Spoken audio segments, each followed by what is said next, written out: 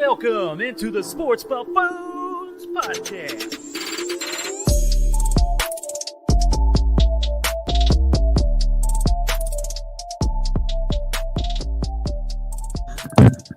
Let's get it going out there, ladies and gentlemen, boys and girls of the world. Welcome on in once again to the Sports Buffoon Studios. A truly buffoonish beginning to our night here in Lenexa, Kansas. So we started a little late today. No big deal, though. We got you guys taken care of. We just had to, gather our thoughts for a few minutes before we began. So, yeah. And then I was wondering why I didn't hear any music, and I realized my headphones are not on. So that's how we're beginning the show today. But the good news is, guys, we actually have a ton to get to today. Obviously, some of you out there are local to Kansas City have heard about the move of Kauffman or the move of the Royal Stadium. Maybe they'll keep the name. I'm not sure yet. We'll figure that out later. Obviously, we're going to talk about our easy money picks of the week here in just a minute. And we're going to talk a little bit of NCAA here towards the back end as well. So, with all that said, Tanner and JG, what's up, guys? What's going on, everybody? What's up, yo? So how you guys been feeling throughout this week? I mean, it's a little cold outside. I mean, are we weathering the weather, as they say? I'm not gonna lie, dude. It's kind of boring because like we all thought that there was going to be this great MVP race between Patrick Mahomes and Josh Allen, and then Josh Allen kind of shit the bed. And I'm just like, my gosh, well, like what the hell are we looking at here? What's the MVP race? And like it's like Patrick Mahomes and then everybody else. Right. It's kind of like when Brian Busby screws up the weather forecast and tells us it's going to be 3 inches of snow and we get a quarter inch. I mean, there was a lot more to be expected there. From our top guys out there. So yeah. I mean, it's cold outside, so it's nice. Tanner, nice to have all the sports into play. I guess you got an inside job though, so I guess that does. I do. I gotta let the dog out, and then I open the door. Then it comes in this way. He's gotta let the dog out. He's gotta let the dog out. I'm out, dude. Oh my goodness gracious, good lord! All right, well, so what are you drinking right now to keep yourself warm for the moment? Oh, I just got me some Powerade and some water, guys. Look at him being a good boy today. I got a big Saturday coming into play, going to the Jayhawks game against Texas. Oh, he's going to the J. Oh, you're going to that one. Yeah. Good luck stopping Bijan Robinson on that one. So I ain't worried about it. You're not worried about it? I heard Daniels might be in. If Daniels is in, we beat Texas. Nope, not happening. You're not stopping Bijan Robinson. He's going to run all over the place. If K-State can, we can. No. If K-State can what? Stop Bijan. But they didn't. Not completely. No, they didn't. They actually got ran all over by Bijan Robinson. Not completely. Look, I like our chances in this game. All right. Well, what are you sipping on over there, JG?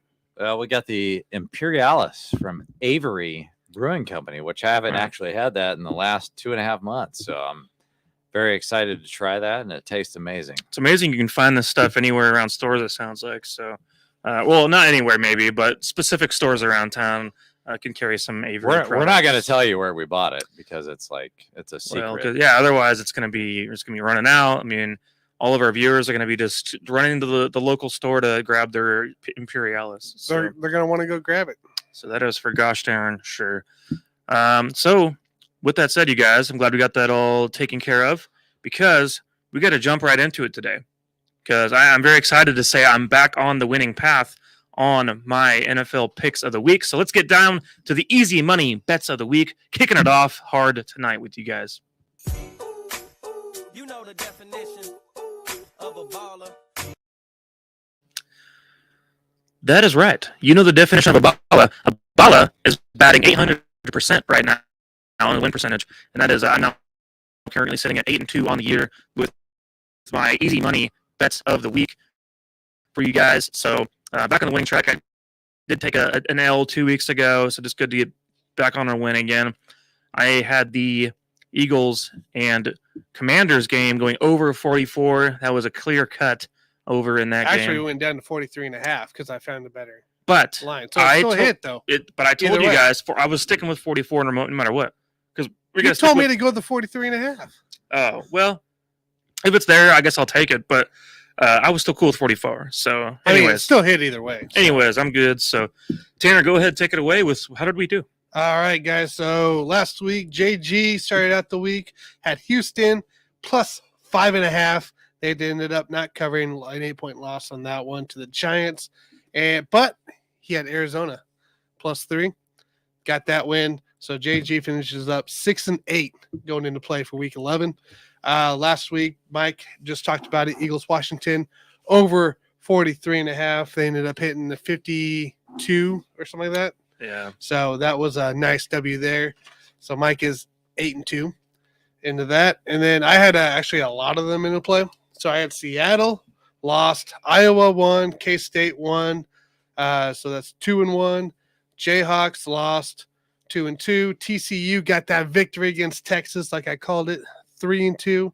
And then Arizona Cardinals money line at plus 100, 4-2. So I went 4-2 last week. So that puts me at 8-10 for the year. So All right, you guys got some room to pick it up still here towards the back end of the year. So we're making positive I wouldn't direction. count you guys out by any means. I feel like you guys had a pretty rough beginning on your picks, and while I went like what was it? I was 7-0 or not 7-0, maybe You were 6-0 6-0 at one point. So I had a really hot beginning. I'm kind of It was in the those middle ground now. Damn Titans that ruined it for you. Yeah, I got a little excited, so I decided to go on a limb on one big time. Really, it was the Buccaneers game that really screwed me the most because I really felt like they were going to do some damage against the Panthers, and that did not happen at all. So, That was bad. yeah. So, well, with that said, you guys, now that we got that wrapped up, let's go ahead and pick this week's week. What are we on? Week 11? Week 11. Week 11 picks of the week, easy money picks. See, normally we hold this segment towards the back end of the show, but today I want to kick it off with this segment because some of you out there maybe you don't watch the whole gosh darn show. I know we're on for an hour, and we just want to update you guys on some stuff to make y'all some money. It's only So- an hour. So, with that said, JG, I'm going to let you start off with us. Let's get on that winning track again. So the biggest problem with this whole segment is that you guys are trying to count me out, and I'm actually undefeated. What did we say we were I've counting never you lost a out? damn game on this shit.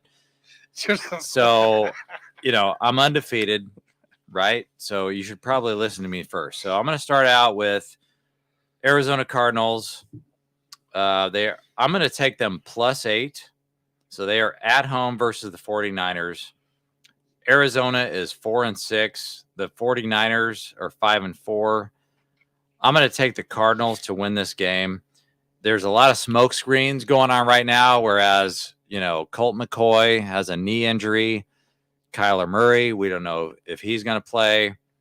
I'm going to take Kyler Murray to play in this game because, this is kind of the end all be all here. Nobody really believes that the Seahawks are the best team in this division. I do. But even if they do, it's like the 49ers, it's not over. Like the Cardinals are 4-6. So I don't really bet on them to give up that easily. So I do think that Kyler Murray is going to start in this game. I am going to take the Cardinals to cover the 8 points, and that will be my easy money bet of the week. But after you guys go, we're going to swing it back around because I've got a little bit bigger dick than you guys were expecting from me. I like that pick. I have a question. Oh yeah, go ahead. Just before I go. So just to clarify, you did say you think the Cardinals could win the game at one point. Yeah, is Sure. that you said there's potential for that, or No, hell no. Okay, They're not going to okay. win the fucking just want to game. No, clarify? they're not Okay, win but the they're going to fucking cover game. the 8. They're going to cover the 8 Gotcha. points. Okay. I All right. mean, Gotcha, okay. that money line. That's all. Do not, 300. do not take the money line on Arizona. Yeah, Please I do would not do touch that at all. So that just real quick here. So that line opened up at -1.5 going into play for the week, and it is up to 8. And your best bet actually in Arizona on FanDuel right now, you can get 8.5 for -115 on for Arizona. So it opened up at -1, -1.5 moved all the way down because of the injury because situation. of the, all the reports that are coming out Right. essentially moved it. So basically, JG is calling a smokescreen on all of this, is what I just understood. And the Cardinals will come out somewhat healthy, I suppose, to get this job done. Kyler Murray is going to play in this game. Okay.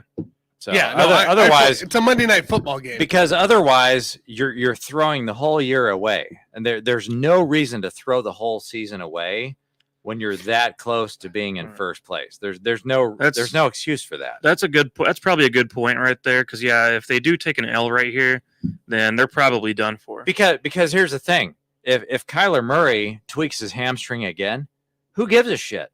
your season's over anyway. Right. You might as well make a play for it now and see what happens. Yeah, I totally get it. All right.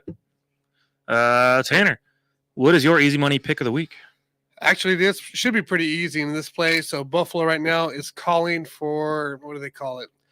2 to 3 feet of snow coming into play this weekend. So it is going to be a running game. I like the under at 41.5 minus 105 on FanDuel currently. You can get 42 for minus 107 on PointsBet, but I like the under in this case. It's going to be a lot of running game. You could even go as far as going the Cleveland money line, but I would stick with the under to be the safe bet into play, as this is an injured Josh Allen, a banged up Buffalo defense, and the best thing that the Browns have done all season is run the ball. I think honestly this has become a defensive game and a running game, and between Josh Allen, Nick Chubb, and Kareem Hunt, I think that's your those are your guys to make players for fantasy impact. So give me the under 41.5. It did open at 44 before the snow reports hit. Right. I'd like that pick quite a bit. It's pretty interesting to me. And my surprise of the week for you guys, as a matter of fact, is on this game. And I'm going the exact opposite of what Tanner just said. You're going the over? I'm taking the over on this game. And reason being is that I truly feel that these types of games bring an advantage to the offense, not the defense. And game planning wise, yes, there's adjustments that are made offensively, but defensively, you're the one reading and reacting to what the offense is doing. And when you can't get your traction, can't get your footing, you're out there slipping your ass around, the offense knows where they're going. Defenders are reacting to where the offense is going. And whenever you know where you're going, you have better traction than if you are just reacting. So my point is, on this game, and I know it sounds risky. I know logically what you're saying, Tanner, makes a lot of sense. I totally understand if someone came up to me and was like, "Oh, it's going to be bad weather, and it's definitely going to be the under," I'm going to listen to them and say, "Yeah, I totally agree with that." I'm just going to say that it's not always going to work out that way. And in a game like this, you're going to see some fluky plays come together. And you're going to see, yes, a good ground game, of course. You're going to see plenty of Nick Chubb, probably plenty of Kareem Hunt as well. And on the Bills side, I mean, let's face it, that's a pass-happy team regardless. They're not just going to pound Singletary 25 times. They're going to get open. Stephon Diggs is going to get open. They're going to make plays down the field because defenders will have a hard time with reacting to the path of where the receivers are going and so on. So in sloppy games like that, I actually prefer more of the over. So give me over 41.5 on this game. So one of the most famous games was these in the Bills' history of snow was the Snow Bowl 2017. They actually only got up to dumped over 16.7 inches of snow that day. And they had another 9 inches fall during the game. This score was 7-13. Buffalo Bills over the Colts. This was a 3-9 Colts team, a 6-6 Bills team. Sean McDermott was the coach. Chuck Pagano on the Colts side. 7-13 was the final score of that game. Yeah, a couple turd teams right there. Sounds like to me. They did have Nathan Peterman playing. Yeah, that's a little bit of a problem. And on the Colts side of things, I mean, it wasn't too much better on that either. So it would have been ugly regardless. And but yeah, so I mean, to me, it's like you got to look at the situation, I guess, on this one. And I really truly feel like both teams offensively are capable enough to put up points. And I feel like there's going to be mistakes on the back end of the defenses to allow this to happen. So that's why I've got the over in this game. So it'll be a hell of a battle considering we got the same game with opposite picks. So I guess we'll see who prevails on this one. Logically, I think you're right, Tanner. I'm just telling you from understanding the game and the way it works that I like the over on this one. That's my pick of the week. I just love the fact that we all want to hit this game hard. And I don't know if it's because of the weather or what, but if the weather's bad, that's the one thing that you want to bet on is a close game. But from my perspective, when I look at this spread, Buffalo minus 7.5, if the weather is going to be bad, I kind of look at this as the Jeff Saturday game that we just had last week, right? So everybody's talking shit on Jeff Saturday. Oh my gosh, he's the coach of the Colts. He does not deserve that job. Well, let me throw something else out at you. Guess what? The whole world believes that Deshaun Watson does not deserve that job to be the quarterback of that team. And so what are you going to do if you're Deshaun Watson? You're going to prove everybody wrong.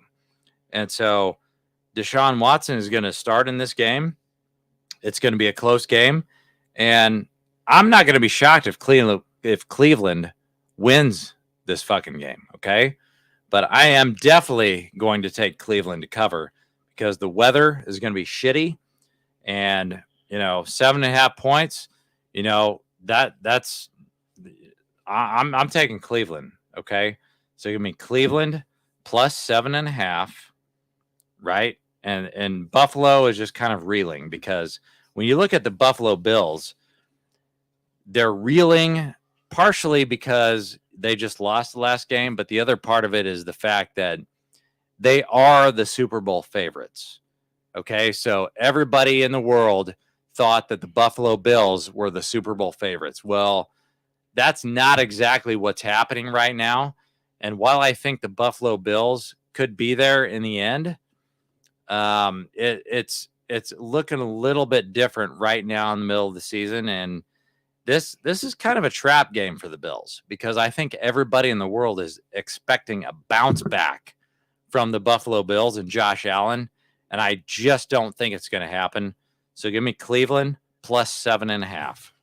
Plus 7.5. So then JG has 2 picks. Then it sounds like He does. On Oh, by snap. the way, who was the quarterback for the Colts during that 2017 game? So did you look it up? Yeah. Well, I was going to joke around and say Curtis Painter, but No. I don't know. Jacoby Brissett. Jacoby Brissett. He was the quarterback. So it's a younger Jacoby Brissett then. Okay, it's probably passing one of to his Kelvin first. Benjamin for a touchdown. So Nathan Peterman threw to LaShawn McCoy for a touchdown that game. So What a weird thing right there. Kelvin, wait, hold on. Kelvin Benjamin on the Colts. hold on. Oh, sorry. No, it's Jack Doyle. Okay, Sorry, Jesus, sorry. I was about to have I screwed my an names up. aneurysm right there, going, when the hell did Kelvin Benjamin I play? mean, who knows when he played? Oh my goodness! I All do right. got one more bet because I gotta get my college out of the way. I like the Utah money line at plus 110 over Oregon for the upset because right now Utah's the underdog. So give me Utah to beat Oregon on that money line plus 110 on MGM. All right, get them while they're hot, I guess. I mean, before the odds change and all those kind of things. So, yeah, looks like we got 3 different picks on the Bills-Browns game. So, Should be good. yeah, we'll see. We'll see how this pans out. Obviously, one of us will take an L this week. I just do one bet per week with you guys because I want to put all my energy into one choice. So, That's I'm probably normally how I've gonna gone. I'm gonna go $500 on that game. Yeah. I've got to throw $500 On the down. 7.5. toss it. Get up to Yeah. Hollywood and I start have tossing to them do it. down. I got to throw down. All right. So after that, guys, we're going to talk about stadiums here for just a minute.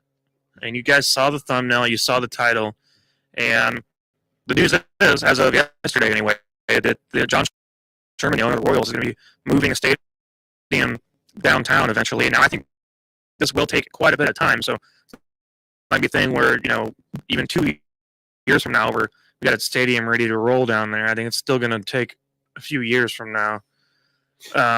But considering the situation of 2029 is when the lease is up. So Right. they would want to open any stadium or complex by 2030. 27 or 28. They Yeah. want to open before the lease is over. that's kind of what I was thinking too, as well. Somewhere around that time period for the new stadium to be put up somewhere. But so I figured this should be a topic today because we've looked around all the different leagues. I mean, we're all fans of different teams, and really all the NBA teams are downtown. I would say in most of their stadiums or arenas, as we call them. Arrowhead and Kauffman have been a very unique spot for a long time, and especially considering they're sitting out there together, side by side, in a huge, wide open parking space, and it's been a nice off the map spot to go watch our favorite teams for quite a while, and most teams, I think, around the sports these days, the whole thing is to build the stadiums in a downtown area for, I'm guessing, easier access. I'm guessing nightlife. I'm guessing bar scenes. I'm guessing that has a lot to do with it. Because to me, at the end of the day, if you want to have a full stadium, it has less to do with uh, where the location is and has more to do with the product on the field of putting fans in seats. Because trust me, whenever the Royals were rocking and rolling and winning games, that stadium was packed. It didn't matter where you're located at. Arrowhead Stadium, the same exact way. You know, it's been out there since 1972, and it doesn't matter. When the Chiefs are successful, then that stadium is packed shoulder to shoulder, and so that has nothing to do with it. I'm more asking right now on your guys' input, considering what we've just found out about the Royals, because it's a local topic here. What are your thoughts on downtown stadiums? Do you think there's a reason? What's the purpose? What's going to be the benefit of making this move that John Sherman's wanting to make? And do you feel like the Royals should be moving? Like, I mean, still staying in the same city at least, but do you feel like this is necessary? I would say that I've got a lot of mixed feelings, and I feel like my mixed feelings are probably the same as everyone else in Kansas City, and that, you know, we kind of grew up with the K. We all grew up going to the K, and we don't want to see that go away. But, you know, at some point, you got to try to make everything better.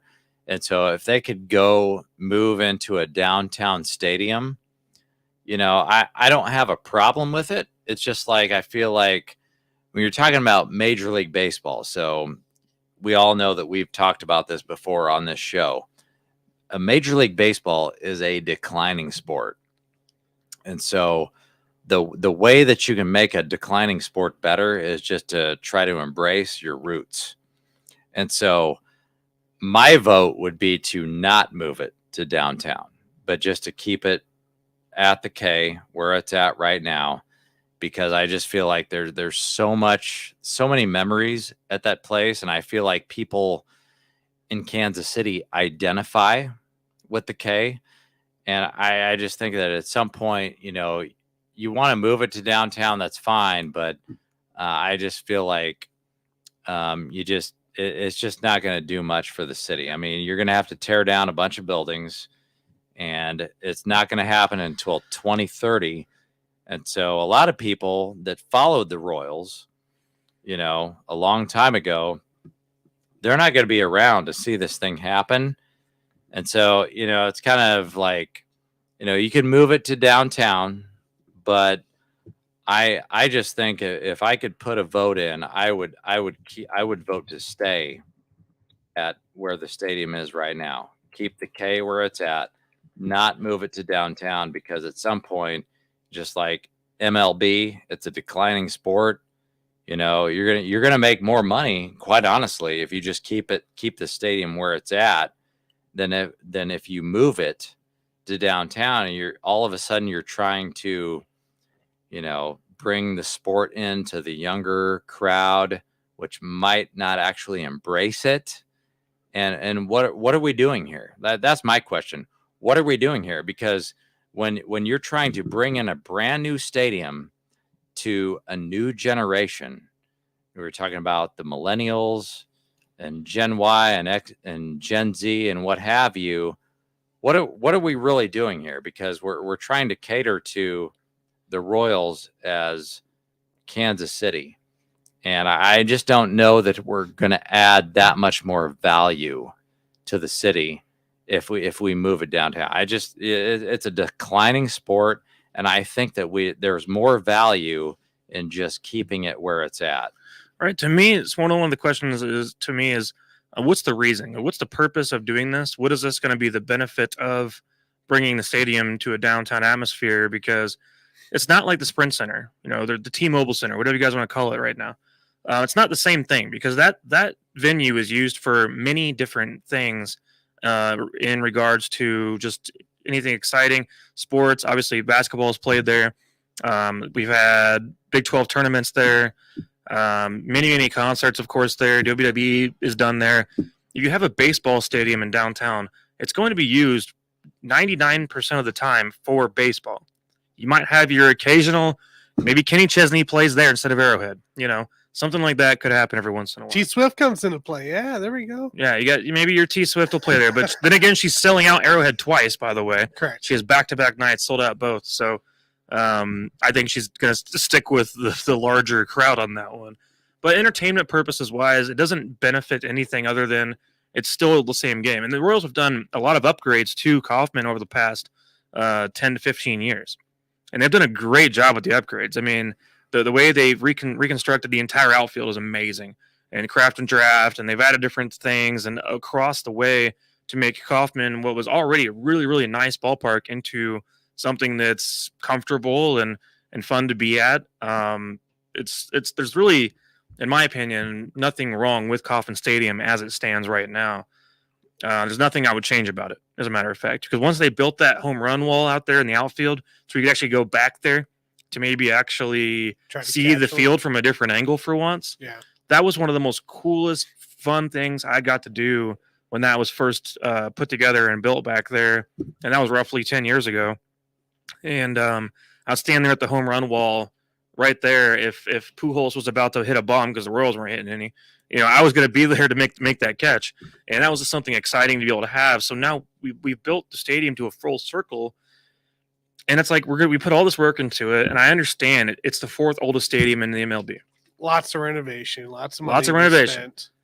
I get it. And also there's been the studies that have shown that you're going to put just as much money into renovations or to upkeep as you would to build a brand new stadium.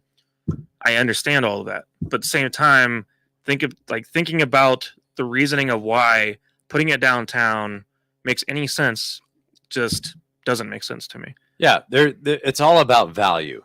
So there's no value in moving that stadium to downtown. People, when they come into Kansas City, just they come into Kansas City, there's like, oh, what do we have to do here? And it's just like there's nothing to do in this town.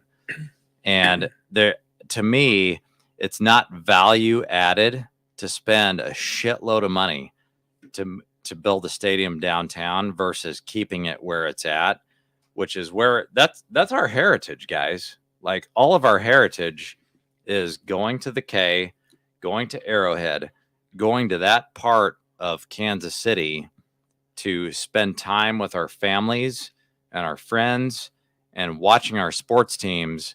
And there's not enough value. Like, that's what it's all about. Do you want to spend a ton of money to move a stadium or to build a stadium in downtown? It just doesn't make sense to me. Tailgating will be gone. So if any of you out there are tailgaters or enjoy the before game activities, I mean, that's gone at this point. If the stadium's downtown, so you can get rid of that. If that's the case, then what's the point?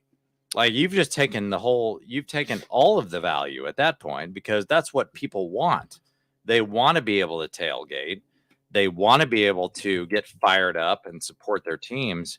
If you take away tailgating, then we've wasted all of our time by building a stadium in downtown Kansas especially City. If the team is still playing poorly, because half of what's going on right now with the Royals in particular is people are going to games still currently because of the family atmosphere, because it's comfortable to bring your 9-year-old, because it's comfortable to bring or get together with the family. It's not going to burst your budget like going to a Chiefs game. You go out there, you don't really give too much of a crap about what's going on in the field as long as you get a couple cheers here and there. It's more for the experience of you with your peers of going out there pre-game, during the game, and so on. But that's an entire product of its own, is the pre-game atmosphere. And that will be gone from all this whole thing, because if you have a stadium that's downtown, the entire focus at that point of going to a game, the entire draw would literally be for during the game of expecting to have a winning team, which the Royals consistently do not and have not consistently for a very, very long time. It's very much hot and cold, as we know. So at that point, it's kind of a null thing to me of why. I understand some cities this may work, especially when you're moving from, let's say, when the Houston Oilers moved to Nashville to become the Tennessee Titans. Now that stadium's a dump, and that's why they're getting a new one. It makes sense to me. That stadium is literally worse than some high school stadiums I've seen in Texas. But that makes sense to me about why you'd want to reconstruct that because there was not enough put into it to begin with, and they've not want to spend anything on renovations on that stadium because it's not worth it.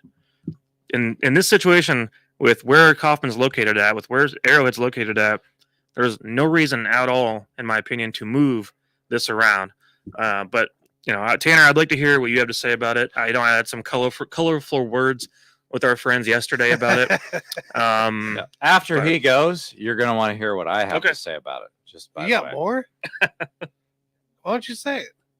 I want to No. hear it. I want to hear what you have to say. All right. So my take on the stadium here. I hate it, but I kind of understand it from a business perspective. If you read into it a little bit here, he states that downtown's just one of the locations. He wants to put it somewhere in the Missouri side near downtown going to play. He's willing to build an entertainment district to benefit the nightlife, to benefit bars around there. I think it's less of building downtown as just having a downtown stadium, but more of an investment, more of the dollar signs for him that he sees in the future for a Royal Stadium.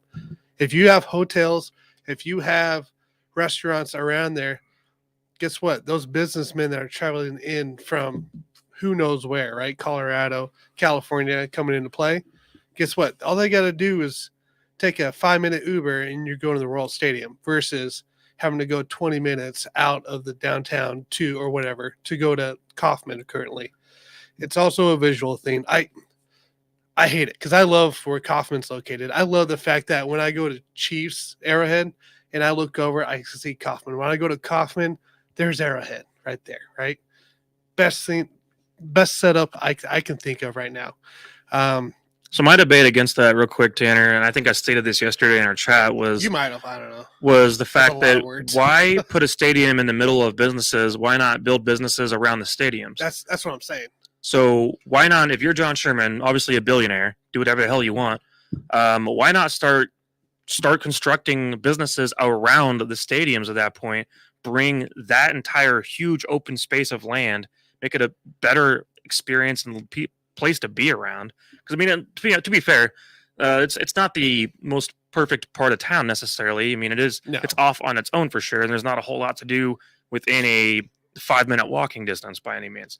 And But I think that's the big part. He wants to make it more But there travelable. are ways to build around the stadiums where they're currently at, rather than have to move the stadium to where there's already built up businesses. Because that would be, to me, expanding the city.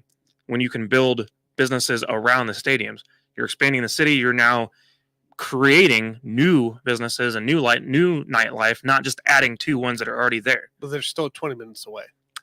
No, I'm saying if you have these businesses, Are they're you already saying at, keeping Kaufman and Arrowhead Yes. like where they're at? you keep it where it's at. It's still away. It's still out of the way. How's it out of the way? It's out of the if way. If you're building around it with these hotels and with these yeah, businesses, I'm talking majority about. of these people are going to be staying downtown. You have to make it closer to downtown to make it more accessible to people. That's his whole thing. This is not I hate to say it, it's not a sports fans. It's not a fandom thing for him here. Right? This guy came from Cleveland. Their stadium opened in '94. They're sitting on there with the downtown view. What's in a lot of people's minds? What's You more need a downtown appetizing? view? Go to Boulevard Brewing and hang out on the What's balcony. more appetizing? Watching a baseball game with fireworks going off with your downtown buildings coming into play? If you go down to Wichita, it's that way. If you go down to St. Louis is that way. I mean, if we're that worried about visuals, we got to get a grip I'm just on the whole thing, stating because to you, that would be a very sad way to go about your life of needing to see there's a lot of a big building with lights There's with a lot of fireworks fandom coming that out of it, like we see in this picture right here behind us. like Who gives a damn? I repeat, I love what we got here. I'm okay. But again, if you go to other stadiums, when I went to Milwaukee this summer, and when they opened it up, you got to see downtown coming into play when it didn't rain. Oh my! Like that's like I walked into the Milwaukee Stadium. It made Arrowhead look like it was ODAC or something, CBAC, which is one of our high school fields. That's how impressive. That's how under impressive our stadium actually is. When you go visit different stadiums, our stadium is actually not that impressive at all. Obviously our team sucks most times than not with our attendance here. If you can put product on the field, you'll get attendance, obviously, but you're not putting product on the field. Well, maybe this year. We got a couple new guys coming to play. Right. so I mean, we'll see. that's how it works. If you have a successful team, you fill up the stadium. If you don't, they're not going to show right. up. So if you look at the attendance here, Dodgers have a downtown team, but they also have a competitive team, a contender, right? St. Louis is the number 2 team who always puts out some kind of contender every year with that in attendance as well. And that's another downtown stadium that's been around for a while. Like you said it earlier, we're the 4th oldest freaking stadium on there. And we're down in the ranks of Tampa Bay. Tampa Bay's a contender every year. And guess what? Their stadium ranks at 28 versus KC 26. It's because of their stadium, because of how poorly how they can't maintain it anymore going into play. Miami, Oakland. Miami is a huge city. Well, we already know Oakland's a dog shit place. I ain't going to Oakland. That's 30. We all knew that into play. So it's more than just thinking of the fans. It's more of thinking of how can I keep generating revenue with this team and be able to put out, maybe get some people to want to come play in Kansas City as well. Free agency. You got to think about that too. Yeah. So I think the bottom line here is like, we're talking about building a downtown stadium by 2030. And Before 2030. Before 2030.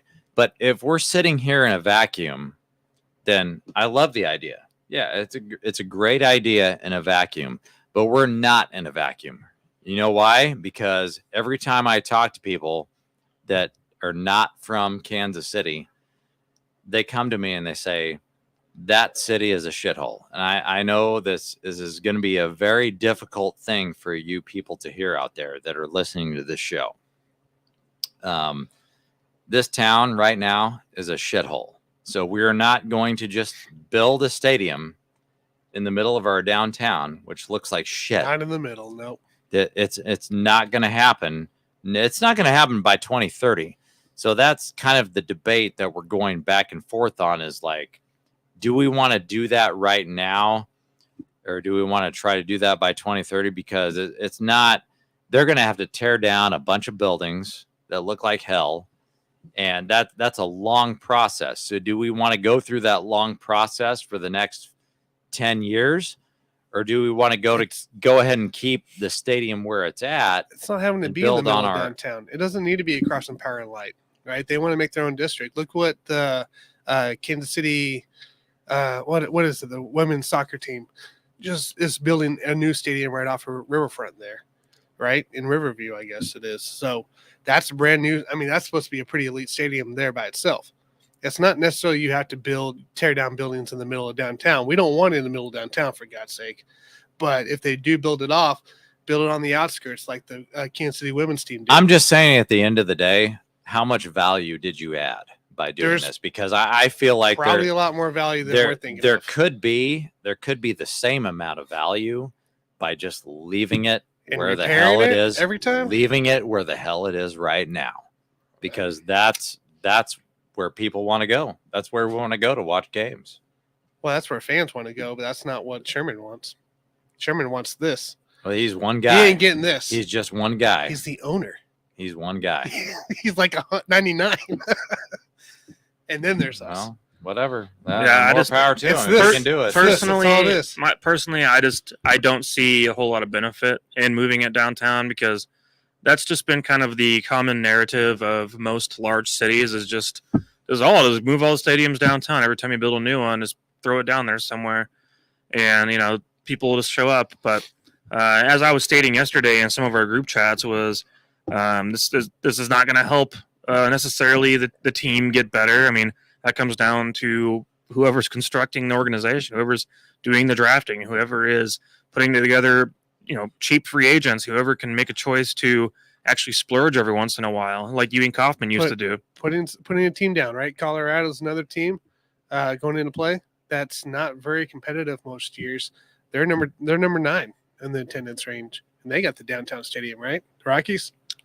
Yeah, I mean it's down. It's not exactly where, but it's on the outskirts. The Broncos Stadium's at, but right? It's slightly outskirts. Yes. Yeah, and still enough where you got the good visual of downtown, I believe. Yeah, you could. There's some downtown you can see for sure in the background there of all that. But I'm not that interested in like the idea of like I need to see tall buildings in my background home run wall. Like we have fountains and a highway. I don't give a shit. I want to see home runs going over that wall. I don't give a damn about seeing bright lights. I want everything is field. different. Everything is different. We're not comparing ourselves. We're not comparing Kansas City to other cities because this is a completely different thing. Like we have our own heritage. We have You everything. got to look at it from other perspectives. Like you got to look at it from a team record. You got to look at it from a competitiveness, and then where the stadium's located. No, well, that's fine, but I'm not going to try to compare downtown Kansas City to downtown San Diego because that shit's not going to That's why I happen. didn't talk Like to you about that. don't have any comparison. I mean, here's so what? Eventually, we're going to turn that entire parking lot at One Arrowhead Drive into the Olathe Mall, where it's just big I don't know. open land full of parking spots. Because next thing you know, it's going to be we got to move the Chiefs over to KCK out by the Legends, and it's just going to be a thing where it's like we have to constantly worry about like stadiums moving, teams moving around, and that'll be the next step. The Chiefs are not going to be out there on their own on that lot. It's not going to happen. Yeah, it'd be kind of So once the Royals are gone, Chiefs will be next in line, and they're going to say, "Well, it was built in 1972." Well, it's also one of the most perfect stadiums in the entire NFL. It's literally built for football. It's not built for dancing around in a dome or whatever. It's meant to be played for football. Like Right. It's a perfect stadium for football. And at that point, you should keep everything out there. Keep the Royals out there. Keep the Chiefs out there. It's like we're going around in circles here, and we're thinking too hard. You know, we got to think smarter, not work harder. We got to think smarter and just keep the teams where they're John at. Sherman thinks he's innovative by moving I'm a sure team he is. downtown. Again, came So- from Cleveland, guys, going into play. That's kind of why that's in the play. I mean, Municipal Stadium was our first stadium, right? Going into play. A's and the Negro Leagues, Royals coming into play. That was 1923 to And 1972. The Chiefs played there too. Yep, 1923 to 1972. And that was right down there on Southwest Boulevard. So it's And that's fine. hate Like I saying it, said, but all good things. like I said, Doing it. in a perfect world, in a vacuum, yeah, absolutely. I would love to see Royals and Chiefs downtown, but we're not in a perfect world, and so I think we need to do the best with what we have. All right. Well, we have no say on the matter other than our own opinions. So I think it's going to go down. It's going to happen, and we'll see how it turns out. I think it's going to be honestly fine in the long run. But I think it's just kind of an unnecessary move. Is Yeah, my issue. I'm with you there. So I'll put it At that the way. moment, at least. Until we get a competitive team, and then you can start talking about it. Until you put something competitive out there year in, year out, it sounds pretty pointless. Well, when have the Royals done that since George Brett? 2014, 2015. That's not year in year out, Tanner. That's your year in, They year had out. they had a 3-year window of success. And we had that big discussion, that one episode about a month ago, where JG kind of and I got into it. He asked me, "Would you trade your World Series in to have a competitive team year in, year out?" And I said, "Yes, Hell no. I would." No, you're not trading I'll that. keep my Take the damn no, World I'll take my Series. 2015 World What the hell is wrong with you, Tanner? I'm tired of losing year in, Tanner, year why out. the hell would you want to be the Take the Buffalo Bills? You want to be the Buffalo Bills It's for the rest all of your about- life? Entertainment? Yeah, It's all about Stupid. rings. Stupid. It's all about rings, and we know that. Stupid. have the chance. That's to not win my every opinion. year. It's a fact. Have the chance to know you're never going to do it. It's a waste No, of I time. didn't say that. I said they would never. I just said you got to put something in year in, year out. I'm tired of losing. So you enjoyed the Alex Smith years? Oh, for the Chiefs? Oh, you That's what I'm talking about. You got the AFC West. Well, Championship. we'll playoffs. We'll playoffs. You got the AFC West I'm divisional not saying championship. we'll never win one. I'm Tanner, just you saying don't get a ring for you that. gotta put They something did on not the get field any every year. rings. No. There were no rings handed Oh out. my to God. them. You'd like being a Vikings fan, too, I bet. It's all about You the guys, rings. oh, that's a stressful situation there. Being a Vikings fan, be a Chargers fan. That sounds like Tanner's life. Speaking of rings, we got to stay tuned to our NBA talk a little bit later. Tanner'd rather go Rings. 15-1 than Marty Schottenheimer and lose than he would to win her damn rings. No. Oh yeah, we want rings. on How this many fucking losing show. seasons in my lifetime? Well, I mean, the Chargers in general have been a fairly successful team for most of their existence. So they just haven't ever won a ring. We're heating up. We're They heating never won up. a ring. So Heating up. Let's talk about rings. that'll be a topic for a different show. So you guys talked about that when I was gone. Exactly. You were right here. I was a different. You were right I was not the here. same person. You guys don't. You guys don't have a clue. It's going to happen on this show right now. No. We will talk about rings. We have no clue what's about to happen. First, we need to talk about what happened here at NCAA. Basketball is kicked off. The KU Jayhawks are now 3-0 on the year without Bill Self, making him extremely overrated now that we've seen him without him.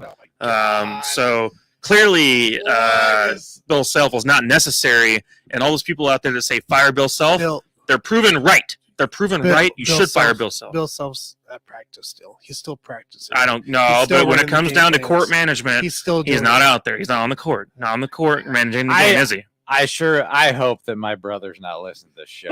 You're going to piss him the fuck I hope off. he is. Well, that's what I like to do best is piss off KU fans. So, anyways, with that said, with that little kickoff, I want you guys to discuss this for a moment. I know, Tanner, you probably have a lot to say about it. Just you're glad that basketball is back. I'm sure it's your favorite sport.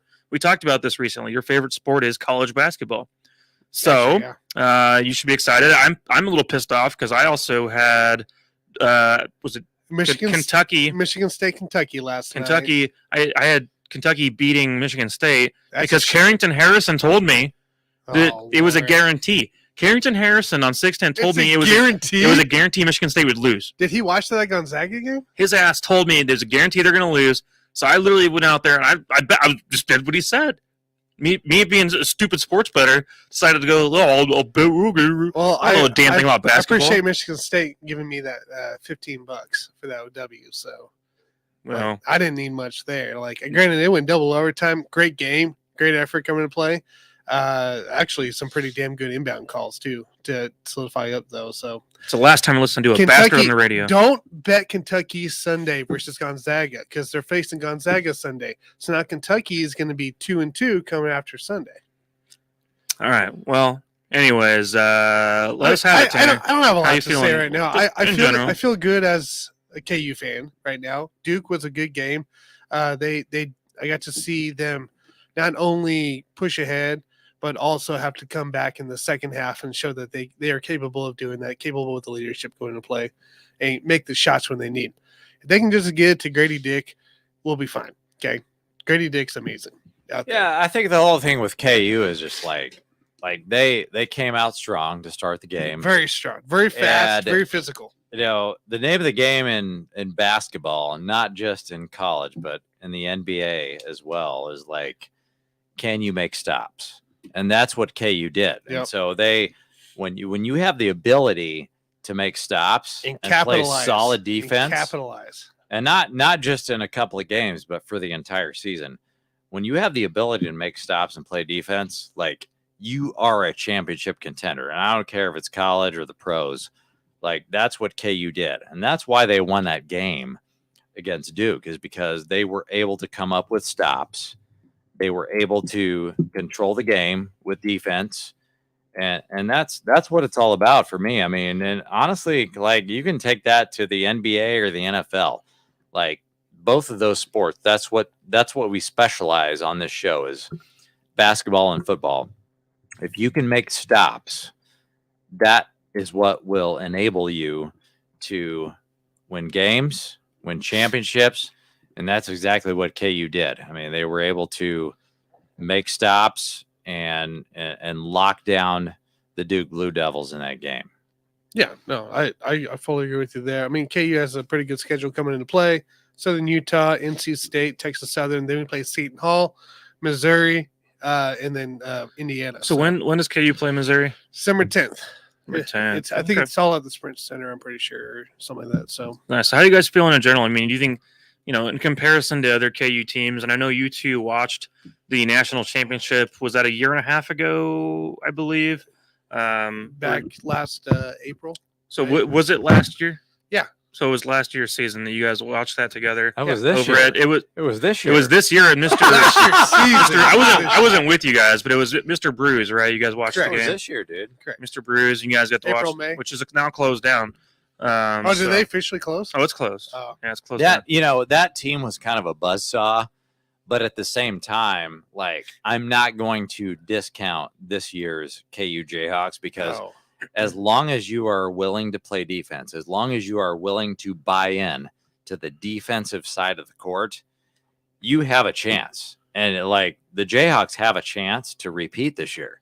And like they have a legit chance. It can happen. It might not happen. So I don't want people to get discouraged, but it's a possibility. As long as you're willing to play defense, buy into that side of the court, let's do it, man.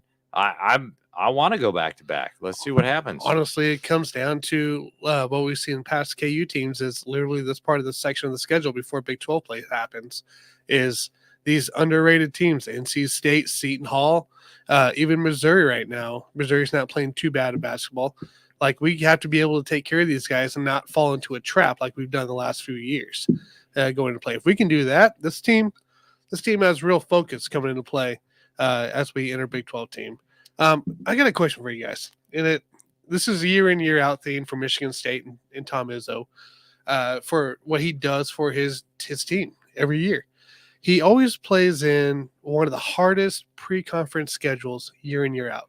So they're not, they could be ranked 2, but they'll be out of the top 25 sometimes by the time conference comes around. Then they'll come back in.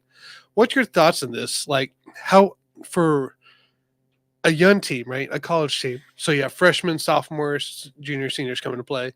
Like you have 1, 2, 3, 4, 5, 6, 6 teams ranked before you even go into conference play. How, like, is that something that you guys believe this is actually a really great coaching, really great way to get your players rolling right away? Or is this I don't know, like negative view on it? It's great coaching because you don't want to fuck around. Was it Bill Belichick that back in the day he said no days off? Yeah. I mean, when you try to have a non-conference schedule that is very, very difficult, that just means that you're going to go all in. Like you're not trying to take days off. You want to improve yourself. And if you have a non-conference schedule that is very easy, like that's not as good as teams that have a very, very difficult non-conference schedule. And so the whole point is to make yourself better. So you want that schedule from start to finish to be as difficult as possible. And that's what I think Tom Izzo is doing. And I give him full credit for that because that's exactly what you want to do, because not everybody is doing that. Everybody is just trying to say, oh, okay, well, let's get a couple of easy teams in here and get your reps in. Yeah, get your reps in and fuck around for a while. That's not what happens in the real world. In the real world, you want to be prepared from start to finish, and that's why I would go with the Tom Izzo. A very battle-tested team when it comes to absolutely. March. Absolutely. What it comes to be. See, Missouri did that same thing where they would just get cupcakes in the beginning of their schedule in football. And football, I'm talking about every year, and they would literally start off every year. It seemed like 3-0, and next thing you know, OU comes along and you get throttled because you're just not as good as your record showed it was, and all of a sudden it's like, oh, well, we're ranked 23rd now. We're ranked. Wow, 3-0. Well, welcome to playing against real teams now, and it's a big wake up call to teams like what Mizzou with Gary Pinkel used to do back in the day, because it was cupcakes the first 3 weeks every single season. Which, as a fan of Mizzou at the time, watching Brad Smith and Chase Daniel and all those kind of guys, I enjoyed watching the victories. It was a high flying offense and it was cool to watch, I guess, but when it came down to the real test of playing Texas and OU, you knew you were about to get your ass kicked. So I think that having a battle-tested team is probably pretty important towards really showing the true character of who you are as a team right at the gates. Right. You can mix it up a little bit. You don't have to go hardcore at the very beginning. Look at what KU just did. We just played Duke. We just played Duke. Yeah, which is what I like about it. So it's like, you want to fuck around and find out, right? So you want to fuck around and find out how good you are. You're not going to do that fucking around with shitty ass fucking teams at the beginning of the season. No, you're going to fuck around and find out with really, really good teams like KU did. They just played Duke. Correct. Right? So we're serious about winning this season. you got to put some good teams on the schedule. You don't want to put good teams on the schedule. You want to put great teams on the schedule. Yeah. So that's why. And that tournament they do every year, or the round robin, whatever it is. Yeah. Champions Classic is fabulous because you either get Kentucky, Michigan State, or Duke. So You got to you got to go all in. You got to make that schedule as difficult as you possibly can. Yeah. Tanner, by the way, do you still have that image of the new Kaufman next to the current Kaufman? Yeah, I have all my thumbnails here. Yeah, I'm curious to see what that looks like one more time, just for a moment. Yeah, hang on. Let me. Because I think you have one of. I'll just bring up the thumbnail. Yeah, It's you easy can get the thumbnail on there just for a moment. All right, let's see here. This will be quick. I wanted to throw this out there because it is kind of a. I don't know, where'd you find this image, Tanner? Oh, I created it. Oh, you made it. You made it yourself. Okay. Well, anyways, my dad had sent me a text. Maybe he's watching the show right now, but he thinks it's ironic, and he loves the idea that it shows a picture of what the future Kaufman or future Royal Stadium would look like, where it's vibrant and you got fireworks and the background scenery of tall buildings and so on. And then you got the one next to it of Kaufman that looks dead. You can't even tell if there's any fans in the stands or not. And so it's just his point was win a few fucking games. And guess what? The Kaufman there on the right will look just as good as the one on the left on this picture. So basically, something I've been saying all along is it comes down to winning games. And he did mention that the K is just only 8 miles from downtown, which is like a 12-minute drive, honestly. So it's really, it's essentially Raytown. Which isn't too far at all. It's not a far drive by any means. And we talked about 5-minute Ubers and this and that, but it's not like the stadiums are that far out from nightlife. It's just, I guess, we want to be lazy about it and Be able to walk everywhere instead of spending money on Ubers and wait. Sure, and all that. maybe, but then I mean, that's really what it is for me. So, but I did hear about the shuttle situation. There's this possibility of that being put up, where there'll be a shuttle thing where there will be a parking area. The shuttle will basically be traveling at all times to drop off, pick up people that are going to games. yeah, I think So- St. Louis. I think a lot of people do that. St. Louis and some other places have it. Now, Well, I told you my experience at going to a Broncos game. That was not a good. so The Uber driver thought we were going to the amusement park when it was closed, like a dumbass. And I was livid. So the Brewers, Milwaukee, they're downtown as well, but they actually have like a legit like parking lots around, so they're able to tailgate downtown and everything. Like there's people out there and everything. Like it looks like a version of what we have here with Kaufman and Arrowhead, but it's not as all clumped in together, but just as much parking. So that's kind of nice too. If they're able to make that work in a way, that would be really cool. But I just don't see how they do it here. Yeah, I don't know. Well, anyways, I just wanted to thank you for putting that up there one more time. I was curious what exactly he might have been referring to, but so I do have one more NFL topic with you guys before we are wrapped up with that part, and that is the fact that I don't know if you guys have noticed. Maybe this is a little secret of the league that no one's picked up on yet, guys. If you paid attention to betting lines this year, the under is hitting at a 60% rate. So when you're looking at overs and unders all year long in the NFL, across now 150 games played, roughly, we are hitting a 60% rate on unders, which is one of the highest rates we've ever seen, actually, on over-under bets across the board.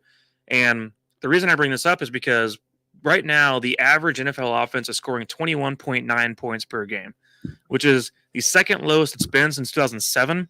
That's insane. In a world where everything is dictated towards helping the offense, we are living in an NFL season right now where they're in a regression.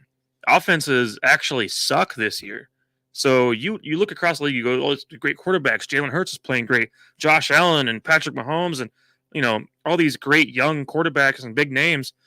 And you just think about offense all the time. And no, this is actually one of the worst offensive years we've had in quite a while when you compare it to what we've seen here recently, as far as in the new age NFL, since the rules have changed to help allow offenses to have the advantage. 21.9 points per game, where just 2 years ago we were at 24. You might not think that's such a big deal, but over the landscape of all these games played, it is a big deal. So my question for you guys, if there's anything that stood out to you, if there's a reason for why this may be a cause, maybe a reason why all of a sudden offenses are now floundering. I'm curious to hear what you guys have to say about it. If anything at all, this doesn't need to be a super deep topic other than just point it out. Hey, the offenses this year kind of suck. And why is that? So what do you guys got for me? It actually does need to be a very deep, deep topic.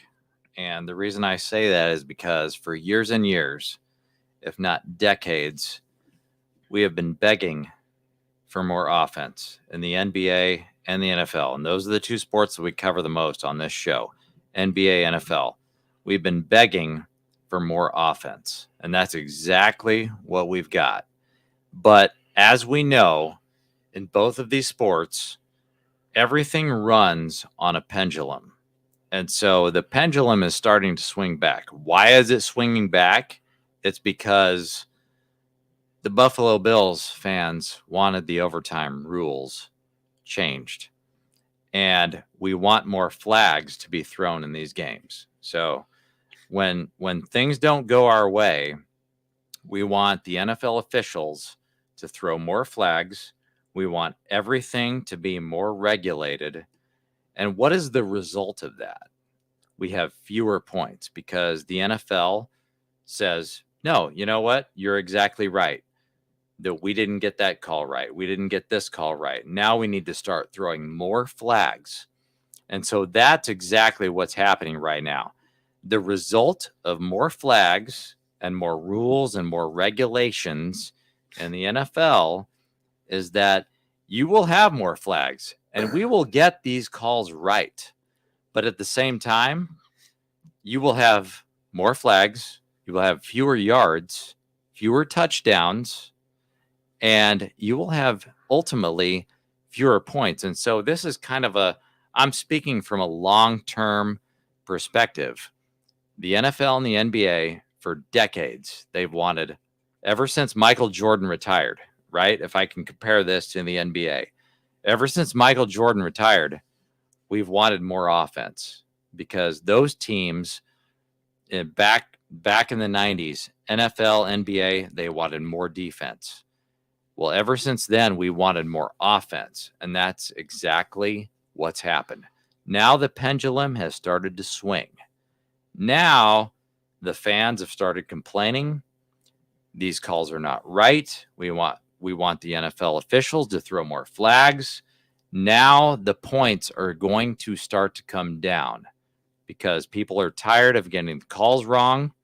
And it's just kind of like, it's just the way the world works. Like we swing back and forth on a pendulum, and we're going back towards fewer points, which is it's not what the fans not what the fans want. We want more points, but it's like this is the result of people complaining, and that's just the end all be all.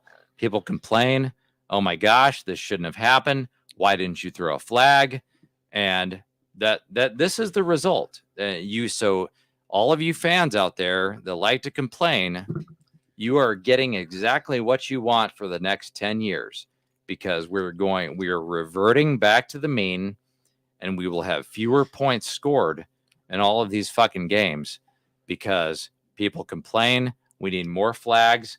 We need more regulation, and we need more NFL officials controlling the games. And it's very sad. It's a very sad thing for me to say, but that's what's happening in the game. That's what's happening in the NFL right now. We need more control, and dare I say, this is happening in the world right now, not just in sports, but in real life. And so it's very sad for me to say that, but people want more control, and it's shitty, but I'm just giving you guys forewarning. This is what's about to happen in the NFL and in sports. More control, and these games will not be decided on the field. Okay. And this is very difficult. Oh, we're going to rigging now? I understand this is very difficult. No, I'm not going to use that word. It's very difficult for people to hear this. But this is what's about to happen. The games will not be decided on the field. They will be decided by this motherfucker that decides to throw a flag. And I will leave it at that. You guys take it for what it's worth. Well, he definitely went deeper on that than I was expecting, but Yeah, I mean, I hear you, and I appreciate the thoughts. it's there. Like, yeah, because it kind of backs up the data too. So if you look at the TD percentage, so which is I'm on Pro Football Reference. So minimum 14 attempts per scheduled game, minimum 15,000 attempts to a career leader. So basically, when you attempt to pass, does it go to a touchdown? 2020, we had a total of 10 players over 6.1%, the highest being 9.1, which is Rodgers going to play. 2021, we only had 6 players over the 6.0 mark for percentage, or the TD percentage. This year, we have 3. 6.2, 6.8, It's a big drop-off. 7.3. A huge drop off. And frankly, Jason could be right on the referee part going to play. It is maybe flags coming back, flags coming into play. I kind of I think the referee is part of it going into play. I also think that playbooks and play calling is starting to become not too complicated, but they're making it too hard for themselves, right? Keep it simple, stupid.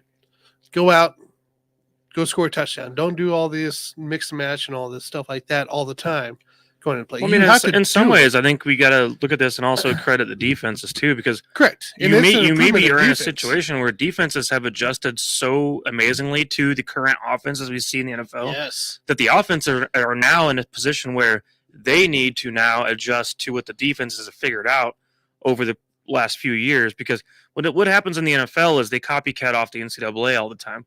In the NCAA, it's, I remember that spread offense, air raid came about. NFL started adopting, principles of that into their system when that was put into place, and you saw offenses really take advantage of that, of course, and defenses didn't know it. Nowadays your base package on your defense is your nickel. You're always going to have 3 corners on the field basically at all times, unless you're playing against Malik Willis and Derrick Henry. In that case, you'll probably be in a base 4-3 all game. But I think we need to give credit to defenses and defensive coordinators who game planned well enough to adjust to what makes offenses of today's world successful. I think that is a part of it.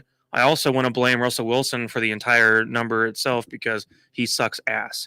So Russell Wilson brought the entire average down by himself. So he can go fuck himself. He was he was number 2 in 2020 at 7.2. Then he was number 4 last year at 6.3, and now he's number 31 with 2.6. Ooh. Can you guess who the 7.3 is this year for TD percentage? TD percentage 7.3. Now are you saying per attempt? This is so it's percentage of touchdowns thrown when attempted to pass. So percentage of touchdowns thrown based on attempts. Okay, if I have to think about this one. What do you think, Jason? I'm good. Yeah, honestly, and I'm probably wrong. It's probably a trick question, but I'm gonna say Patrick Mahomes is my answer. Patrick Mahomes is 6.8. So he's close. It's close. So next would be Geno Smith. Geno Smith is 5.4. Okay, he's even lower then. In that case, Jalen Hurts.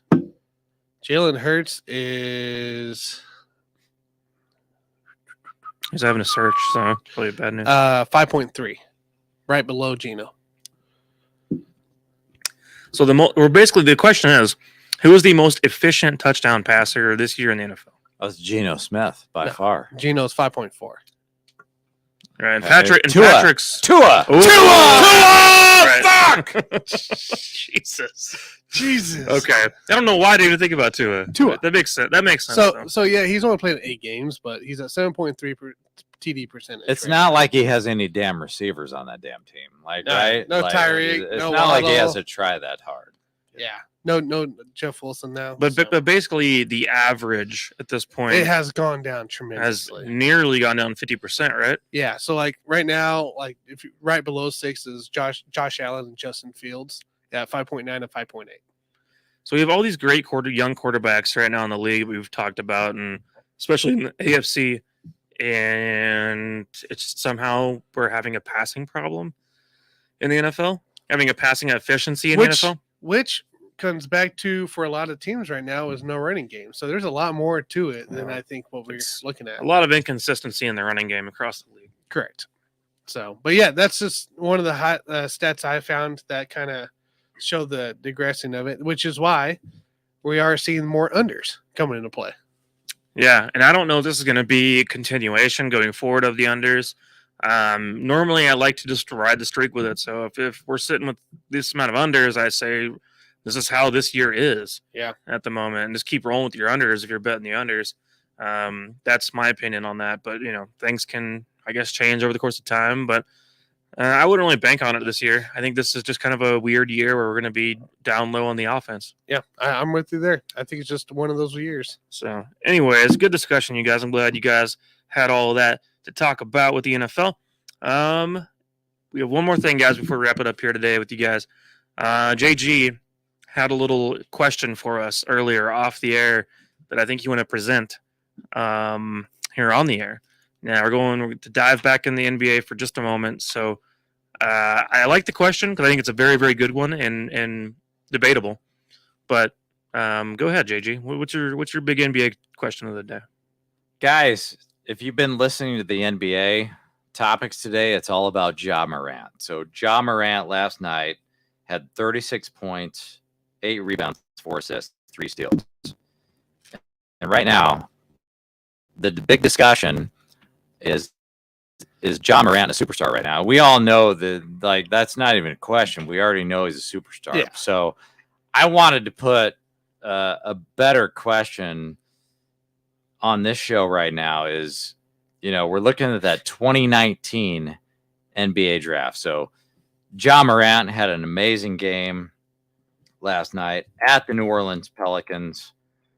It was in a loss. No doubt. I mean, they lost 102-113, but Ja Morant just had amazing stats. So I want to put this to the table here, right?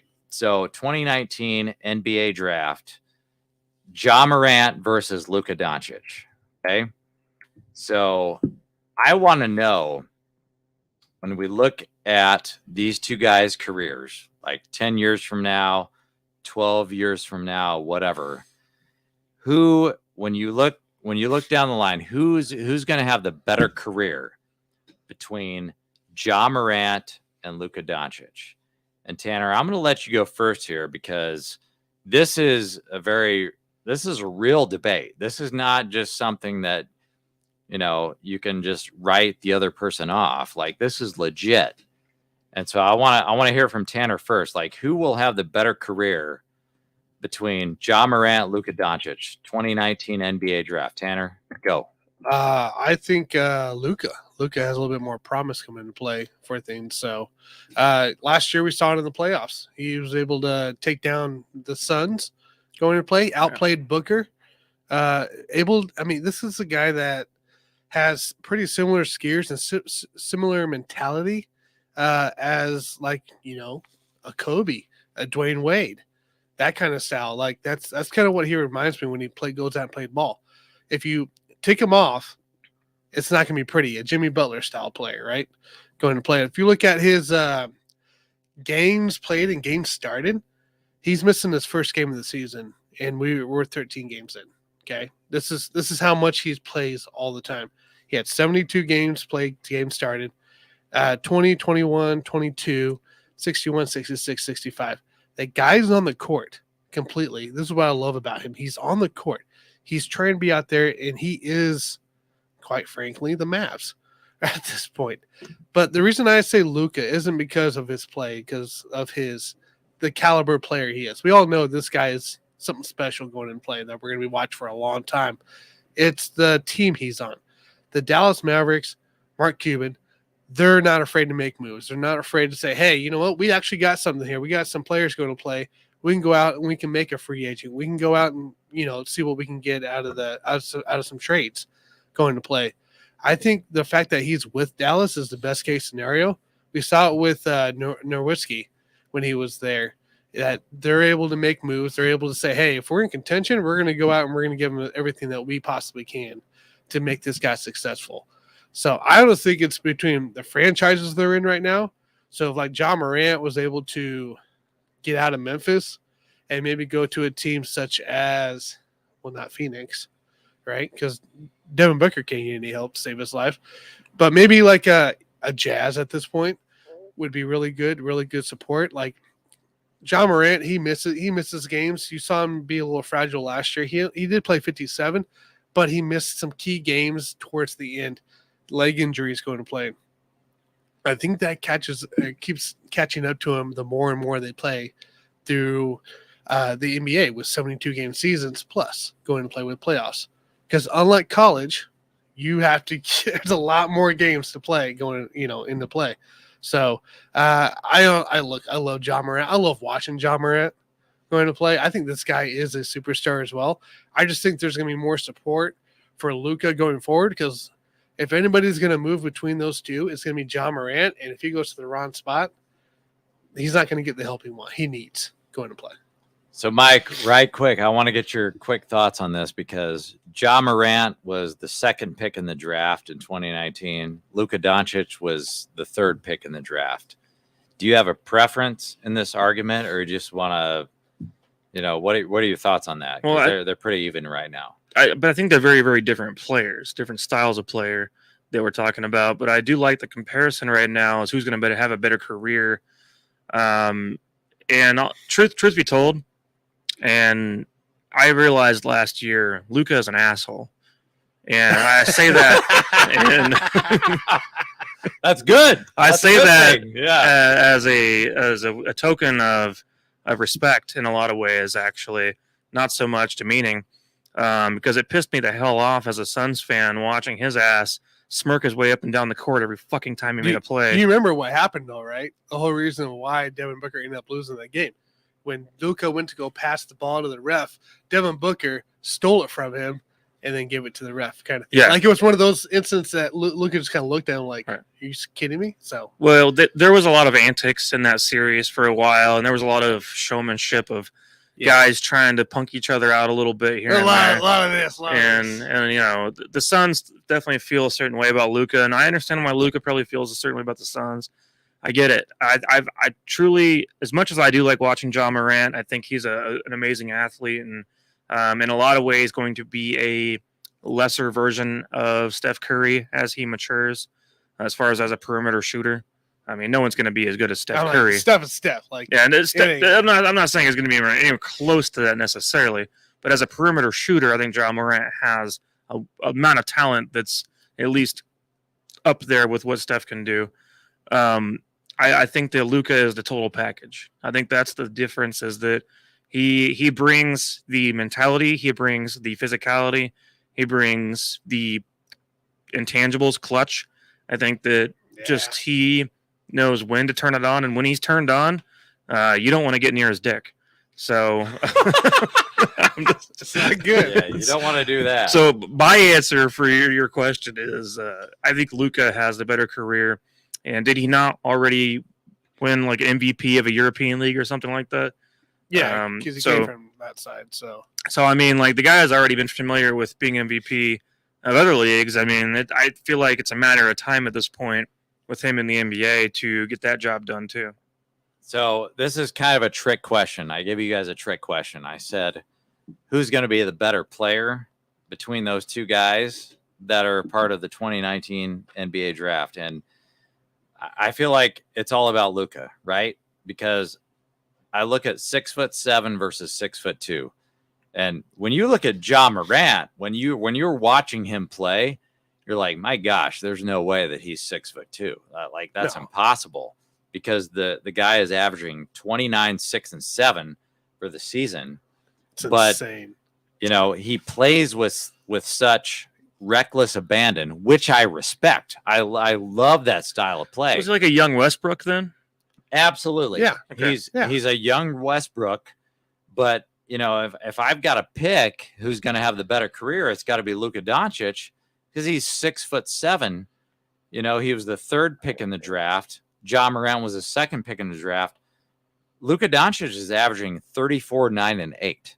So he's got better numbers this year versus Ja Morant. And so if I've got to pick between those two guys, who's going to have the better career? I mean, it's very easily easy for me because Ja Morant, if I want to compare him to an NFL player, it's Josh Allen by far, because that's the biggest fear. If you're a Josh Allen fan in the NFL, that's your biggest fear. Reckless abandon. My gosh, the guy's going to get fucking injured, which I pray to God that injury is not serious for Josh Allen. But wouldn't you put Ja Morant on Lamar Jackson though, more than anything? Like, that's how I feel. Like, that's fine, but I'm saying in terms of a player that's going to take over the league. So, Josh Allen was the favorite.